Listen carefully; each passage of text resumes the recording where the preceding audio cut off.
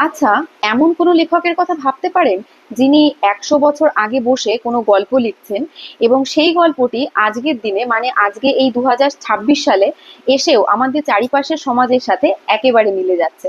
আমার কাছে এইরকম একজন লেখক শরৎচন্দ্র চট্টোপাধ্যায়। আজ পর্যন্ত আমি শরৎচন্দ্র চট্টোপাধ্যায়ের যে কয়েকটি গল্প পড়েছি আমার প্রত্যেকটি ভালো লেগেছে। তবে সম্প্রতি আমি ওনার লেখা যে গল্পটি পড়েছি, যে বইটি পড়েছি, সেটি পড়ে আমি রীতিমতো মুগ্ধ। গল্পটির নাম পল্লী সমাজ। প্রথম প্রকাশিত হয়েছিল ১৯১৬ সালে।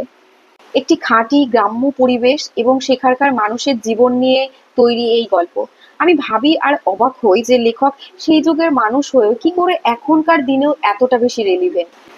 গল্পের প্রধান চরিত্র রমেশ। সে একজন আধুনিক শিক্ষায় শিক্ষিত ছেলে যে চায় তার সমাজের উন্নয়ন করতে, কিন্তু তার এই মৃত সমাজের কিছু মানুষই তার এই চিন্তাধারার উন্নয়নী চিন্তাধারার বাধা হয়ে দাঁড়ায়। সামাজিক দ্বন্দ্ব, ভয়, রক্ষণশীলতা এবং সুপ্ত ভালোবাসাকে কেন্দ্র করেই এই কাহিনী। গল্পটা পড়তে পড়তে আমার বারবার মনে হয়েছে যে এটি আজকের সমাজের একটা ছবি। এটি আজকের মৃত সমাজের, কলঙ্কিত সমাজের একটা নিদর্শন। এইরকম মনে হচ্ছে যেন শরৎচন্দ্র চট্টোপাধ্যায় ১০০ বছর আগে আজকের সমাজের একটা এক্স-রে করে রেখে গেছিলেন। আমার কাছে যে বইটি আছে, এই বইটি এটি দেজ প্রকাশনী থেকে প্রকাশিত এবং এর মূল্য লেখা আছে ১০০ টাকা, তবে 20% ছাড়ে তো দেজের বই পাওয়া যায়। এবং আমি তাদেরকে বলবো যারা এখনো কালজয়ী উপন্যাসটি পড়োনি তারা অবশ্যই পড়ো।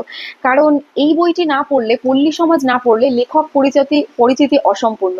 শরৎচন্দ্র চট্টোপাধ্যায়কে ঠিক চেনা যাবে না সম্পূর্ণরূপে যদি না পল্লী সমাজ পড়ে থাকো।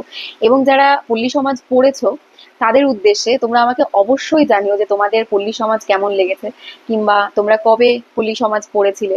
আচ্ছা, আজকের মতো এইটুকুই। দেখা হচ্ছে আবার অন্য কোনো বইয়ের গল্প নিয়ে। ততক্ষণ পড়তে থাকো।